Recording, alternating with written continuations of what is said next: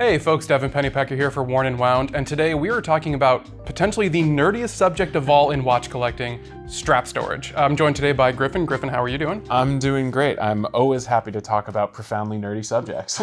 Yeah, absolutely. So Griffin actually wrote a piece for us recently all about his watch storage system and the weird products that he uses to make sure that he stays organized with straps in particular, and he brought them along with us to kind of dive into his process, the products that he uses, and the method for the madness, so to speak. Yeah, and madness is really the right descriptor. I think like a lot of us started my strap storage by kind of just throwing stuff in Ziploc bags, having straps out everywhere. You know, I feel called out by that. So I brought my strap storage system along as well, which is right here.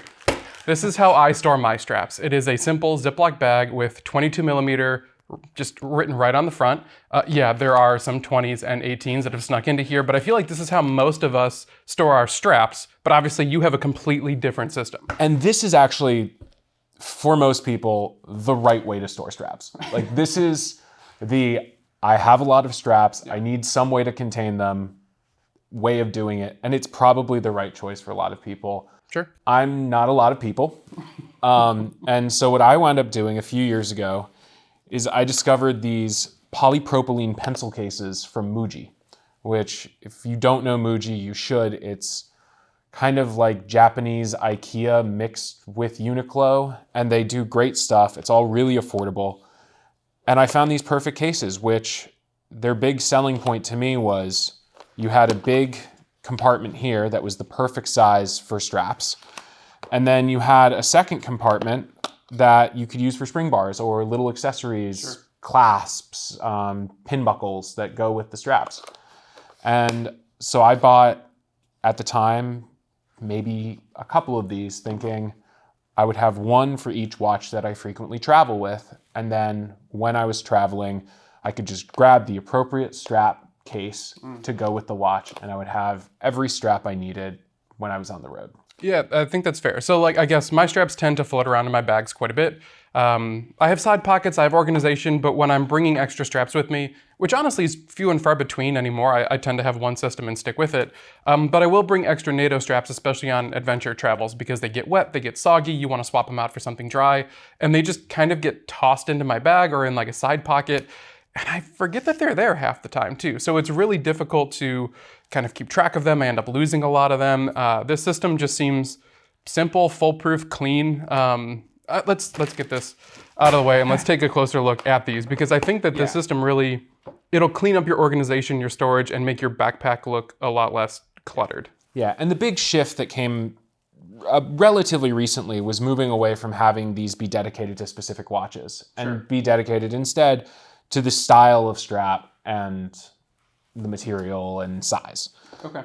So this way they're a little more generalized and a little less specific, because if you read the article, you'll know I really don't change my straps. So when I'm traveling with extra straps, it's really for redundancy or for work, that kind of thing. Now I imagine this will work for a lot of people out there too who maybe want to, you can put your bracelet in here and your end links in here. Exactly. You can have a box for each watch that you have and make sure that you have dedicated straps for that watch.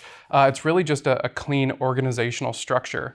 For those of you who didn't read the article, we'll link the article down below. But Griffin kind of goes into his method for organization a little bit here too, and he didn't bring the entire file cabinet with him, unfortunately. This is all he could fit in his backpack. But you have a whole system for really storing them at your home so they don't get out of hand. This has been a great way of, especially the stuff that isn't in my everyday rotation, sure, putting a little bit of order to it. And these fit, as you said, in this IKEA filing cabinet. That is why these are all labeled twice. And that is a big part of it for me, is because it's nice having the big label on the front. That is where most of the information lives. But I also have it all written on the side, because these live and I have to look down at them. Mm-hmm. And that's the big, I'm a big advocate for labeling. Yeah. Labeling and organization. I take a lot of inspiration from Adam Savage. Yes, yeah, the king of tool chests that have tape all over them. So I write all these labels on black ProGraph tape and use a Pentel, basically whiteout marker. Oh, okay. To do all the labeling. It's the best white pen you'll ever find.